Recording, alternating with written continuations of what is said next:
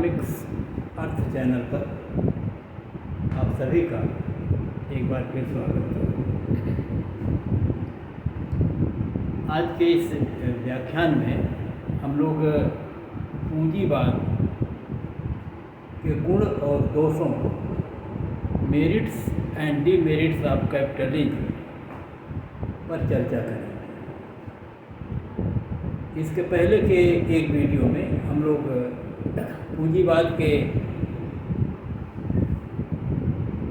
विशेषताओं के संदर्भ में अध्ययन किया है और उन विशेषताओं के आधार पर अब हम उनके गुण और दोषों की विवेचना कर सकते हैं।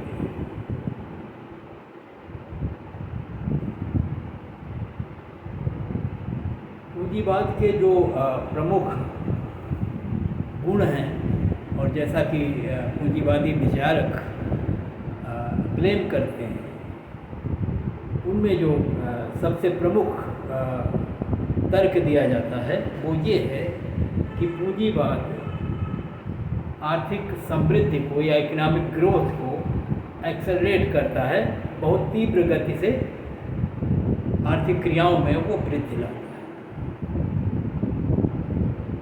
और इसके पीछे जो कारण हैं वो हम सब जानते हैं कि पूंजीवाद में एक तो आर्थिक स्वतंत्रता होती है, दूसरे जो सेल्फ इंटरेस्ट को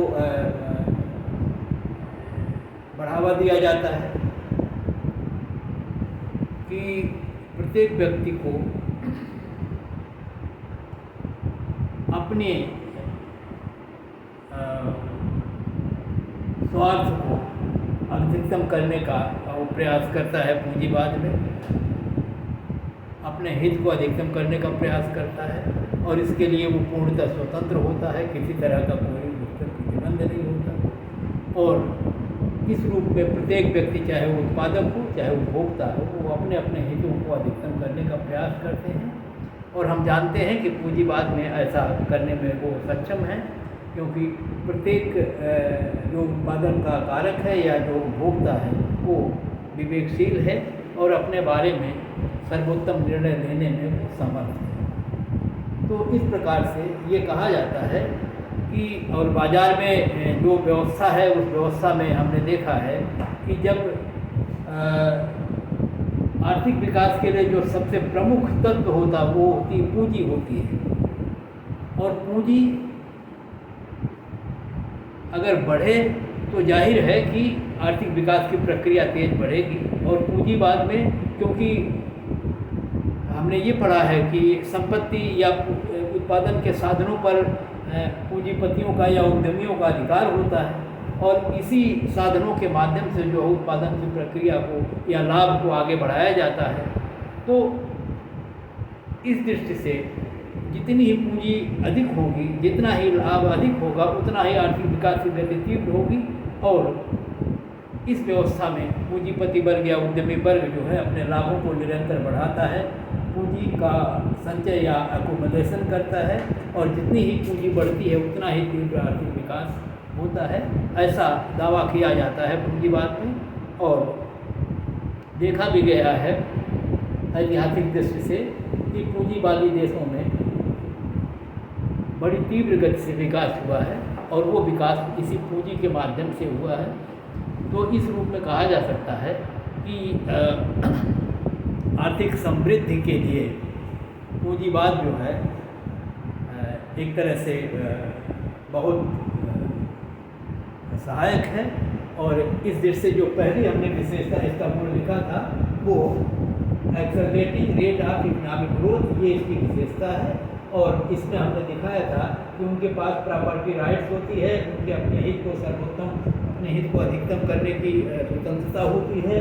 और इस तरह से वो क्योंकि प्रॉपर्टी राइट्स है और राइट से है जिनको अक्षुण्ण रखेंगे, अपने अगली पीढ़ी तक उसको ट्रांसफ़र कर सकते हैं, कभी भी बेच सकते हैं, उनका पूरा अधिकार होता है। और इसलिए वो प्रॉपर्टी बढ़ाते हैं और प्रॉपर्टी बढ़ाने के उद्देश्य से वो उत्पादन करते हैं, लाभ कमाते हैं पूंजी का संचय करते हैं और इस प्रक्रिया में आर्थिक विकास की गति बड़ी तेज़ी से बढ़ती है। तो ये पूंजीवाद की पहली विशेषता है। दूसरे पर जब हम आते हैं तो लिखा हुआ ऑटोमेटिक इकोनॉमिक मैकेनिज्म, एक स्वचालित अर्थ तंत्र है पूंजीवाद। पूंजीवाद के अंतर्गत, पूंजीवाद को हम जानते हैं कि वो राजनीतिक एक व्यवस्था है, एक आर्थिक व्यवस्था है।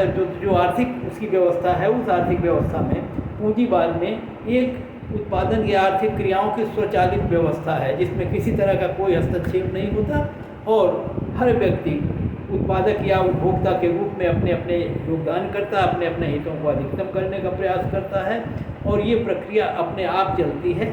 और क्योंकि प्रक्रिया में किसी तरह का कोई अवरोध नहीं होता और सब लोग अपने अपने हितों को अधिकतम करते हैं और इस दृष्टि से कहा जाता है कि ये जो ऑटोमेटिक मैकेनिज्म है अर्थव्यवस्था की, वो पूंजीवाद की एक खास विशेषता है और यही आर्थिक विकास को आगे बढ़ाने में हमारी मदद करती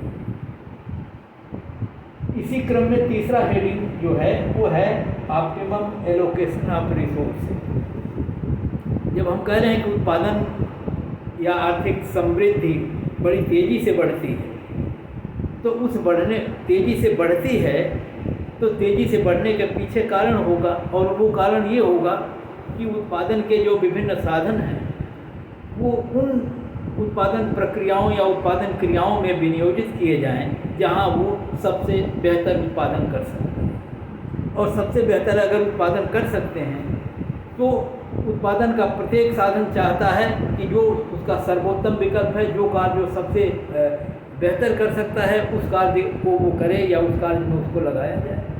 और क्योंकि बाज़ार में साधनों के गतिशीलन में कोई दिक्कत नहीं है, उनकी स्वतंत्रता में कोई दिक्कत नहीं है, बाज़ार का उनको पूरा ज्ञान है और ऐसी स्थिति में वो विवेकशील हैं और अपने अपने हितों को सर्वोत्तम करते हैं, तो ऐसी स्थिति में कहा जाता है कि उत्पादन के जो भी साधन हैं उन सभी साधनों को उनके सर्वोत्तम उपयोग में लगाया जाता है। और इसलिए पूंजीवाद एक ऐसी अर्थ प्रणाली है जिसमें साधनों का अनुकूलतम उपयोग होगा, मतलब जितना सबसे अच्छा उपयोग जो हो सकता है वो होगा और जब सबसे अच्छा उपयोग होगा तो उत्पादन का स्तर भी तीव्रता से बढ़ेगा।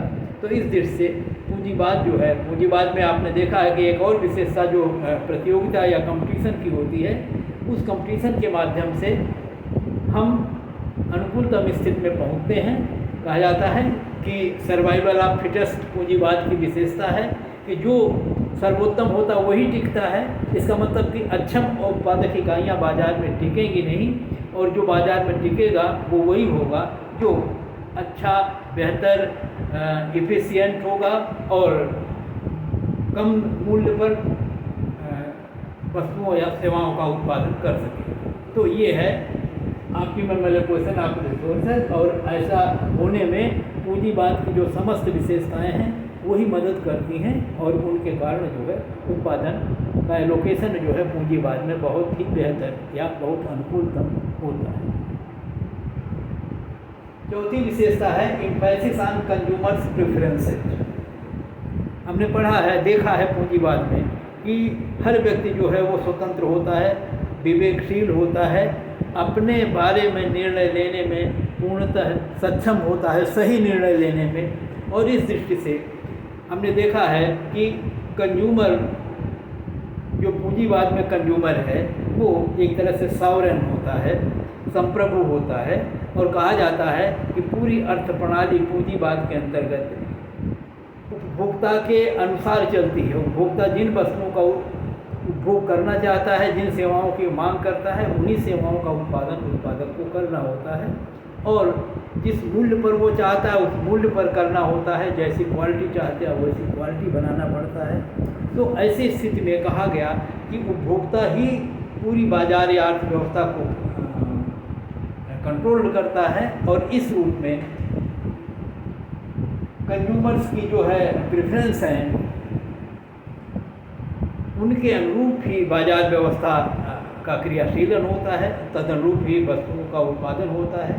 और इस प्रकार से कहा जाता है कि जहाँ उत्पादक के लाभ अधिकतम होते हैं, पूंजी का संचयन होता है वहीं दूसरी तरफ उपभोक्ताओं को भी जो वस्तुओं और सेवाओं के रूप में प्राप्त होता है वो उनके लिए सर्वोत्तम होता है और उनके इच्छा के रूप या उनकी प्राथमिकताओं के अनुरूप ही अर्थव्यवस्था में उत्पादन होता है।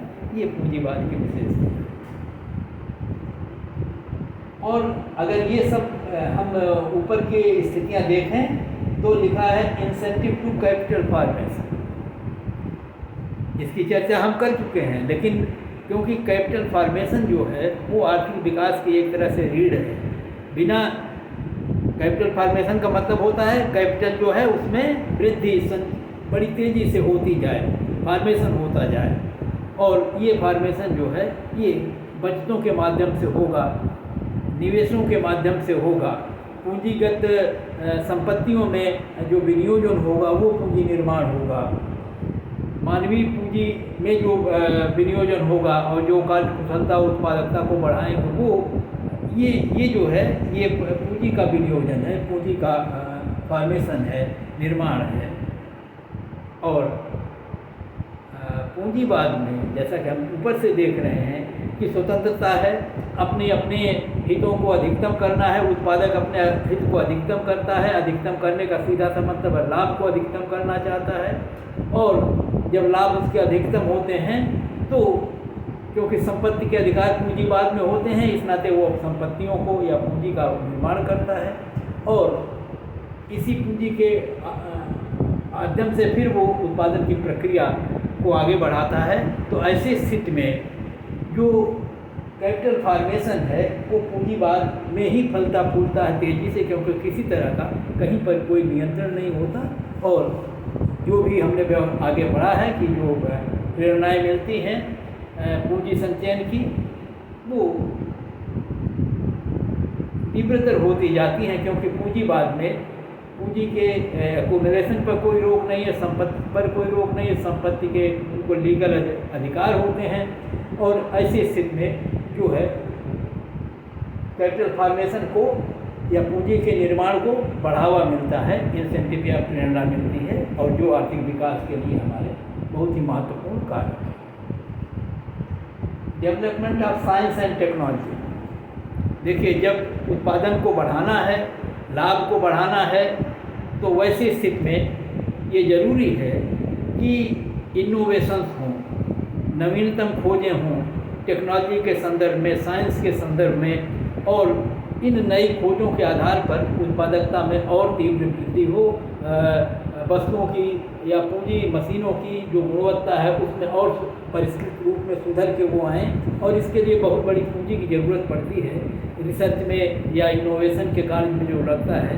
और ये पूंजीवाद के अंतर्गत, क्योंकि हम पिछली सब विशेषताओं देख रहे हैं कि पूंजी या निर्माण को बढ़ावा मिलता है, और क्योंकि लाभ और संपत्तियों को प्राप्त करने और संचित करने के अधिकार होते हैं पूंजीवाद में, इसलिए उद्यमी जो है वो नए नए आविष्कारों पर जोर देता है ताकि अधिक से अधिक लाभ कमाए, अधिक से अधिक संपत्तियों का वो निर्माण करे। और इस दृष्टि से साइंस और टेक्नोलॉजी को बढ़ावा मिलता है इसमें, और जो आर्थिक विकास को आगे गति प्रदान करती हैं। और ये जो दूसरा है, सातवां, कंपटीशन बेस्ड इकोनॉमी है।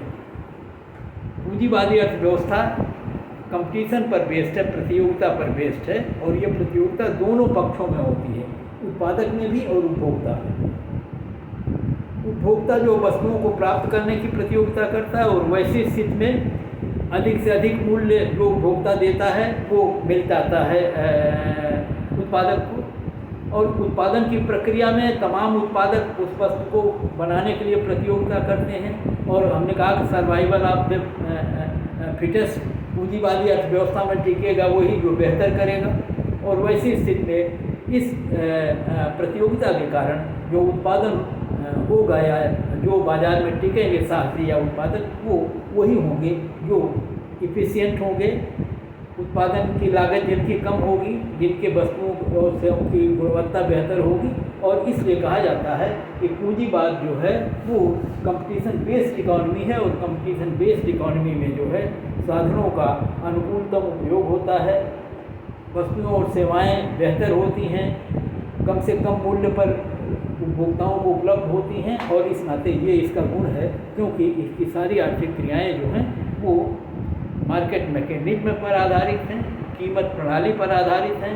कीमत प्रणाली जो है उपभोक्ताओं के व्यवहार पर निर्भर करेगी, और इस रूप में जो है पूंजीवाद को बेहतर इस दृष्टि से माना जा सकता है कि ये इसका गुण है कि ये कंपटीशन बेस्ड है, और इसमें उत्पादन के साधनों को उनके योग्यता के अनुरूप काम मिलता है। जितना जो योग्य है वो उतना बेहतर काम उसको मिलेगा, उतना अच्छा रिम्यूनरेशन उसको मिलेगा। तो ये कंपटीशन बेस्ड है। जो कंपटीशन में टिक नहीं पाएगा वो पीछे जाएगा, और जो कंपटीशन में टिकेगा वो वही टिकेगा जो बेहतर होगा। तो इस रूप में दोनों क्षेत्रों में उपभोक्ताओं को भी इससे लाभ होता है और उत्पादकों को भी इससे लाभ होता है।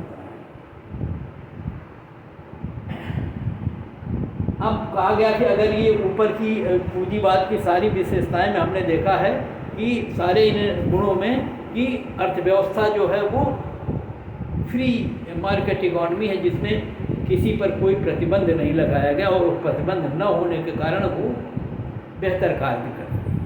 तो एक अगर प्रतिबंध नहीं है तो ये पूंजीवाद की एक विशेषता है, और उसको इस रूप में लिखा है no undue restrictions on economic activity.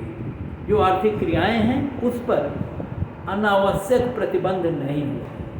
कहने का मतलब है पूंजीवाद में अगर सरकार हस्तक्षेप करती है आर्थिक क्रियाओं में तो ये बहुत कम होता है, और उतने होता है जितना आवश्यक है।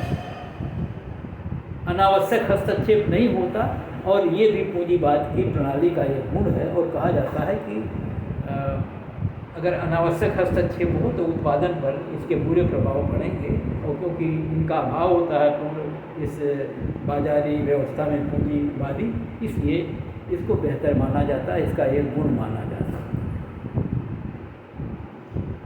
और उसी का उल्टा 9वें पॉइंट में लिखा हुआ है कि इकोनॉमिक फ्रीडम होती है, आर्थिक स्वतंत्रता होती है। तो आर्थिक स्वतंत्रता में सारी चीज़ें आ गई जो हमने इसकी विशेषताओं के अंतर्गत पढ़ा है, और वो ये है कि हर व्यक्ति को अपना व्यवसाय चुनने की छूट है, स्वतंत्रता है। हर व्यक्ति को अपने पसंद का वस्तुओं और सेवाओं का उपभोग करने की स्वतंत्रता है। मोबिलिटी है साधनों में, और गतिशीलन है, वो जहाँ चाहें जा सकते हैं, जिस उपयोग में जाना चाहें वहाँ जा सकते हैं। तो ऐसे स्थिति में ऐसा कोई प्रतिबंध उनके ऊपर नहीं होता कि जो उनकी कार्य क्षमता को प्रतिकूल रूप में प्रभावित करे। और इसीलिए कहा जाता है कि इसी इकोनॉमिक फ्रीडम के कारण ही ये अर्थव्यवस्था जो है वो ऑटोमेटिक होती है, स्वचालित होती है, जिसमें बाजार की सारी क्रियाएं वो कीमत यंत्र द्वारा संचालित होती हैं। और क्योंकि कीमत यंत्र उत्पादक और उपभोक्ताओं के प्रतियोगिताओं के आधार पर तय होते हैं, और क्योंकि उत्पादक और उपभोक्ता सब विवेकशील हैं और सब अपने अपने हितों को अधिकतम करते हैं, तो इसलिए कहा जाता है कि ऐसी व्यवस्था में जो कुछ होगा वो बेहतर होगा।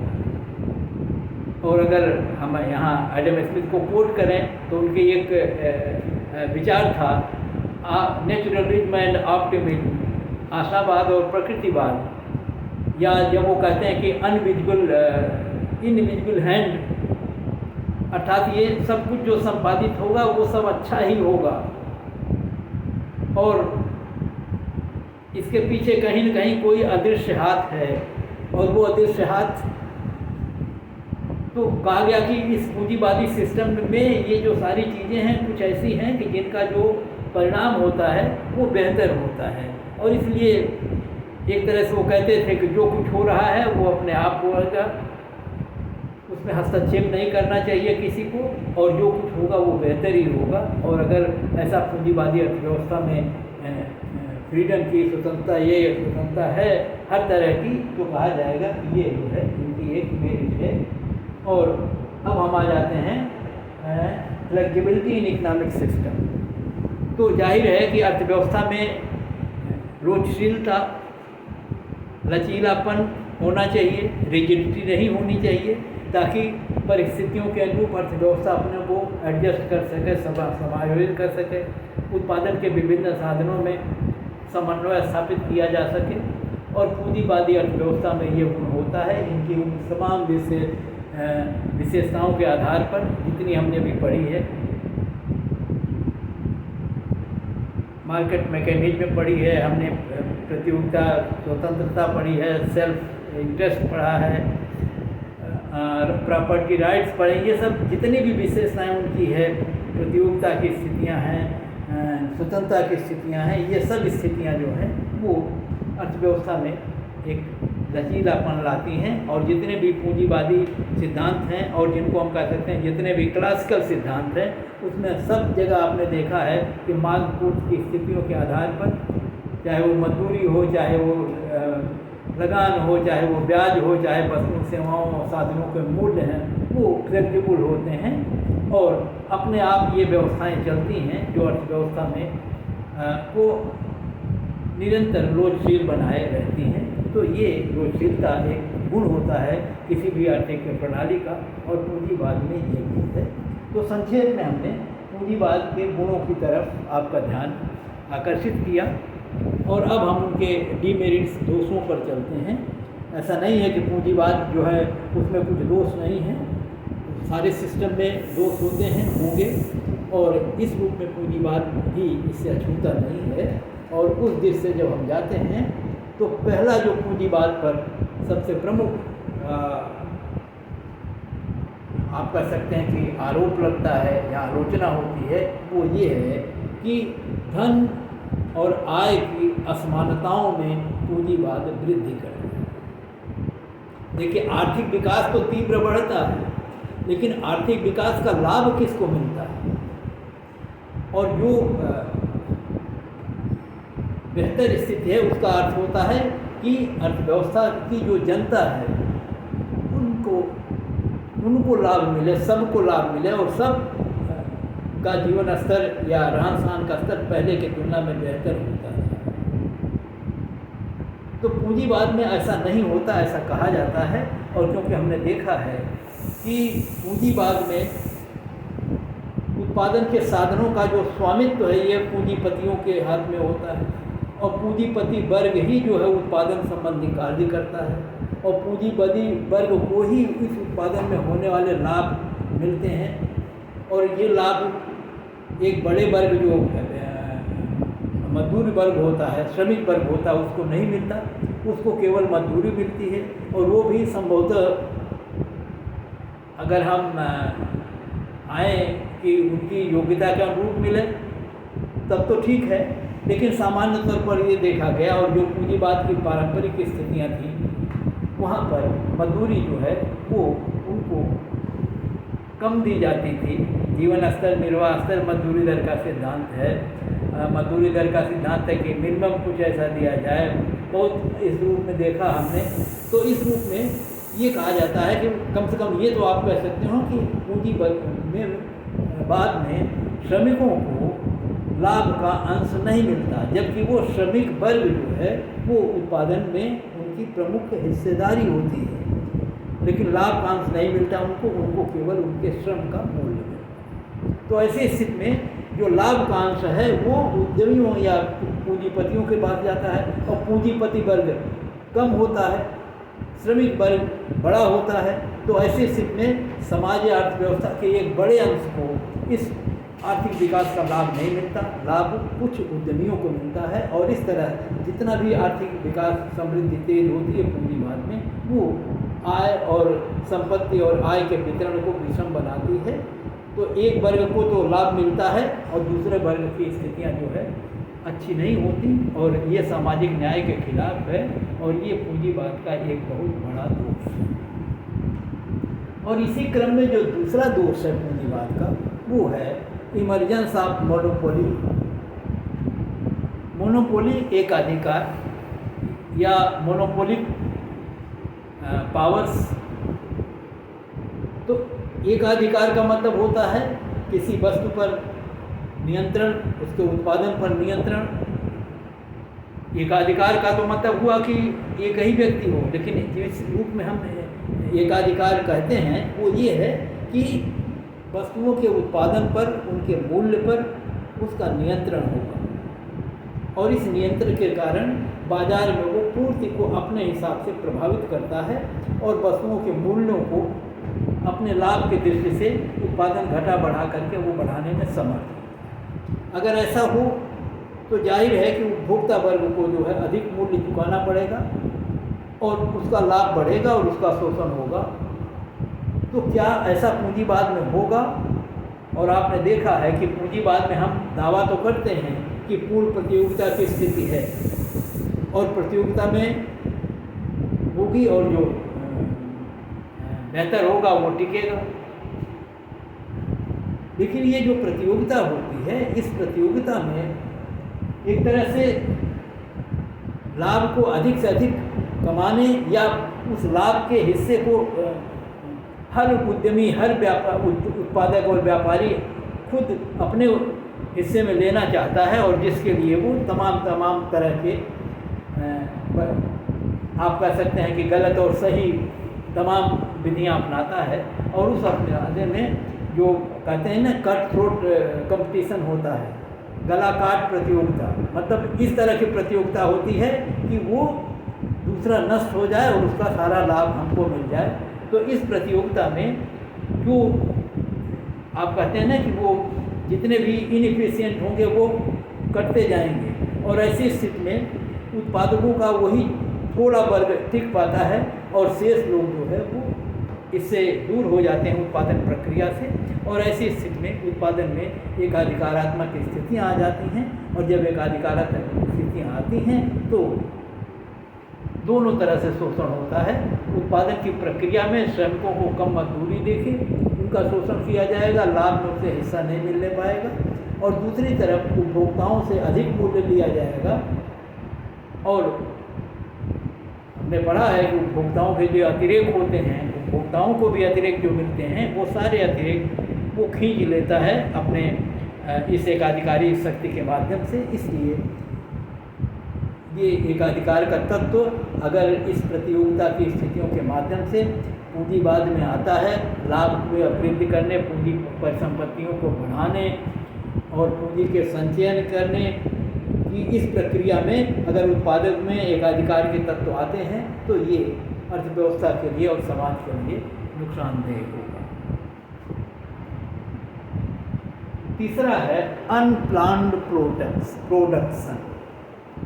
वास्तव में किसी देश की अर्थव्यवस्था में जो उत्पादन होता है वो एक सुनियोजित ढंग से होना चाहिए और सुनियोजित ढंग का मतलब ये होता है कि जो जनता के अनुकूल हो, उनको जीवन स्तर को बढ़ाने में मदद करे और उत्पादन के जो विभिन्न साधन हैं वो कहाँ लगाए जाएं, ये तय किए जाएं कि अर्थव्यवस्था में किन वस्तुओं का उत्पादन बढ़ाना है, जनता को कौन सी चीज़ों की ज़रूरत है।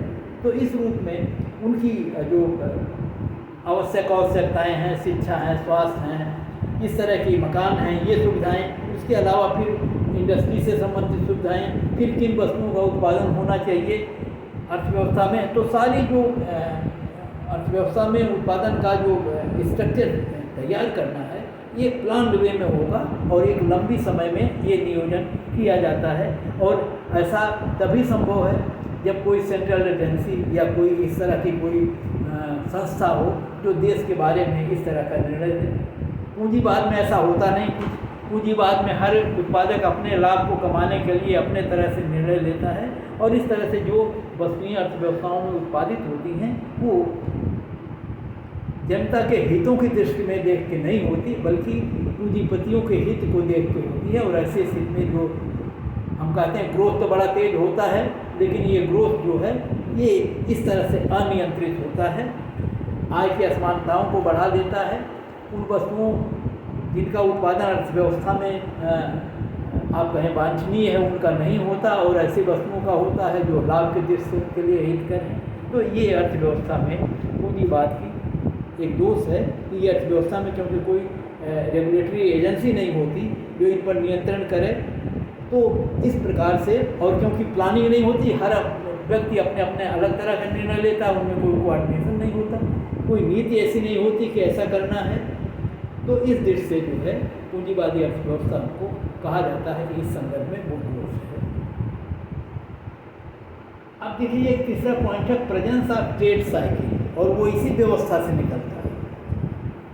जब समय के साथ आर्थिक विकास होता है तो आर्थिक विकास को देखना पड़ेगा कि एक निश्चित गति से इसको आगे बढ़ना चाहिए, अर्थव्यवस्था में विकास निरंतर होता रहे और उसमें स्थिरता बनी रहे। तो ऐसा करने के लिए हमको बराबर देखना पड़ेगा किन वस्तुओं का उत्पादन हो रहा है, उपभोक्ताओं की आय कितनी बढ़ रही है, किन वस्तुओं की वो बाजार में मांग करेंगे, तदनुरूप ही उत्पादन हो। तो इस क्रम में जैसे मैंने कहा कि अगर कोई सेंट्रल एजेंसी रेगुलेटरी होती ऐसी तो इस तरह के एक तरह से डायरेक्टिव निर्देश तैयार करती और इनको उस तरह से काम करने के लिए बाध्य करती, प्रेरित करती। लेकिन ऐसा होता नहीं, हर व्यक्ति अपना अलग अलग निर्णय लेता है। तो वैसी स्थिति में अर्थव्यवस्थाओं, ये पूंजीवादी अर्थव्यवस्थाओं की ये विशेषता है कि उनमें निरंतर समय के साथ साथ आर्थिक क्रियाओं में एक जैसी स्थिति नहीं रहती, कभी उतार आता, कभी चढ़ाव आता, जिसको हम ट्रेड साइकिल कहते हैं। तो चक्रीय उतार चढ़ाव पूंजीवादी अर्थव्यवस्थाओं की विशेषता है, और ये ऐसा इसीलिए होता है क्योंकि उनका विकास सुनियोजित नहीं होता और हर व्यक्ति अपने तरह से निर्णय लेता है, उनमें कोई समन्वय नहीं होता, और जिनका परिणाम ये होता है कि अर्थव्यवस्था में उतार चढ़ाव की स्थितियाँ आती हैं और जो एक तरह से आर्थिक विकास को नुकसान पहुँचाती है। अब है सोशल वेलफेयर इग्नोर। अब इन्हीं से ये जब इतनी ऊपर की चीज़ें हम पढ़ रहे हैं तो जाहिर है कि जो समाज का कल्याण है, जो सामान्य जनता के हित की बात है, वो पूंजीवाद में नहीं सोची जाती और न तदनुरूप कोई निर्णय लिया जाता। तो ऐसी स्थिति में जो उत्पादन होता है, आर्थिक विकास जो होता है, उसका लाभ एक थोड़े से वर्ग को मिलता है और समाज के बड़े वर्ग को नहीं मिलता।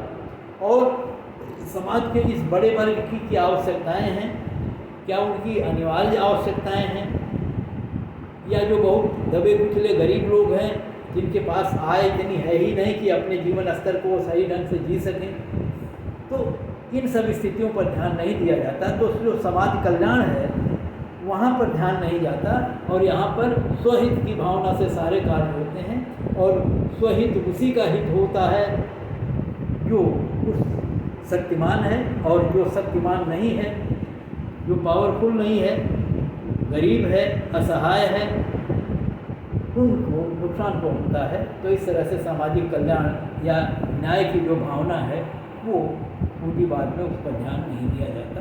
और जबकि आर्थिक विकास के साथ न्याय का होना या सर्वांगीण विकास होना, सबका विकास होना आवश्यक है, और ऐसा पूंजीवाद में हो नहीं पाता, और यहाँ पर गरीबों और अमीरों के बीच की खामियाँ निरंतर बढ़ती जाती हैं, जो समाज कल्याण की भावना को क्षति पहुँचाती है। सोशल सिक्योरिटी और क्लास स्ट्रगल। सोशल इनसिक्योरिटी, सामाजिक असुरक्षा। तो अधिकांश लोगों की सामाजिक असुरक्षा होती है क्योंकि उनके जीवन का स्तर, उनके आय का स्तर एक तो निम्न स्तर होता है, दूसरे वो है कि अनिश्चितता होती है, काम मिलेगा नहीं मिलेगा, या व्यापार चक्री उतार चढ़ाव आएंगे, बेरोजगार हो जाएगा, वृद्धावस्था में कहाँ से खाएगा जब काम करने की क्षमता उसमें नहीं रहेगी। तो ये सब जो इनसिक्योरिटी है वो पूंजीवाद की विशेषता है, क्योंकि उसमें इस तरह की व्यवस्था नहीं हो पाती, और इस दृष्टि से कहा जाता है। और जब नहीं हो पाती है तो ये स्थिति है। और दूसरी स्थिति है क्लास स्ट्रगल की। जब एक समाज के बड़े वर्ग में इस तरह की स्थितियां होंगी कि उन्हें जो जीवन की रोजमर्रा की आवश्यकताएं वो भी नहीं पूरी कर पाएँ, तो वैसी स्थिति में समाज में एक तरह से टकराव होता है, वर्ग संघर्ष होता है, और समाज में विघटन की स्थितियाँ आती हैं। लोगों के बीच जब वैमनस्य या बैर की भावना उत्पन्न होती है, और जिसके प्रभाव होते हैं कई बार क्लास वर्ग संघर्ष के रूप में आते हैं, और ये एक तरह से अर्थव्यवस्था के लिए घातक स्थिति होती है, सामाजिक दृष्टि से भी और आर्थिक दृष्टि से। लाइक ऑफ गवर्नमेंट इंटरवेंशन, ये पहले इधर बताया जा चुका है। अभी तो हम कह रहे थे कि स्वतंत्र रहते हैं, सरकार का नियंत्रण नहीं होता, इस नाते पूंजीवाद बड़ा अच्छा है, जबकि ऐसा है नहीं। पूंजीवाद में अभी आप देख रहे हैं बराबर वो अपने लाभ को अधिकतम करने के लिए सारे काम करते हैं, और जिसके कारण अर्थव्यवस्था में आय की असमानताएँ बढ़ती है, जिनके कारण जो है वर्ग संघर्ष की स्थितियाँ बनती है, और जिनके कारण लोगों को सामान्य जनता के हित सध नहीं पाते हैं। वैसी स्थितियों में और जो ट्रेड साइकिल्स आती हैं कोऑर्डिनेशन न होने के कारण, प्लानिंग न होने के कारण, तो ऐसी स्थिति में एक सेंट्रल बॉडी और गवर्नमेंट का इंटरवेंशन सरकारी क्रियाओं, इन आर्थिक क्रियाओं में होना चाहिए, और वो पूंजीवाद में नहीं होता। इसलिए कहा गया ये इसका एक दोष है, इसमें इस तरह की कोई व्यवस्था नहीं है। और ये जो सोशल गुड्स होते हैं, इसी संदर्भ में है कि जो सामाजिक वस्तुएं हैं और जो जिनका उत्पादन बाजारीय व्यवस्था या मार्केट मैकेनिज्म से संभव नहीं है, जहाँ मार्केट फेल हो जाती है, बाजार की विफलता की जहाँ स्थितियाँ होती हैं, उनमें सामाजिक वस्तुएं एक प्रमुख तत्व हैं। तो ऐसी स्थितियों में पूंजीवाद जो है इन वस्तुओं का उत्पादन नहीं कर पाता, जो समाज के लिए आवश्यक वस्तुएं हैं, समाज के लिए लाभप्रद वस्तुएं हैं। तो जो भी सोशल गुड्स हैं, मेरिट गुड्स हैं, इनका उत्पादन, या जैसे प्रदूषण से संबंधित समस्याएं हैं, इस तरह की समस्याओं को पूंजीवाद नहीं निपट पाता, क्योंकि वहाँ लाभ नहीं होने वाला है। और अगर लाभ होने की गुंजाइश भी हो तो उनका मूल्य निर्धारित नहीं किया जा सकता। मूल्य इसलिए नहीं निर्धारित किया जाता कि ये पता नहीं लगाया जा सकता कि किसको कितना लाभ मिला है, और इस नाते कोई उपभोक्ता उत्पाद के लिए मूल्य देने के लिए तत्पर नहीं होता। और जब तक उपभोक्ता मूल्य देने के लिए तत्पर नहीं होगा, तब तक जो है बाजार व्यवस्था काम नहीं करेगी। तो ऐसी स्थिति में पूंजीवाद वहाँ फेल हो जाता है, जहाँ पर हम सामाजिक वस्तुओं की बात करते हैं। और रिस्क ऑफ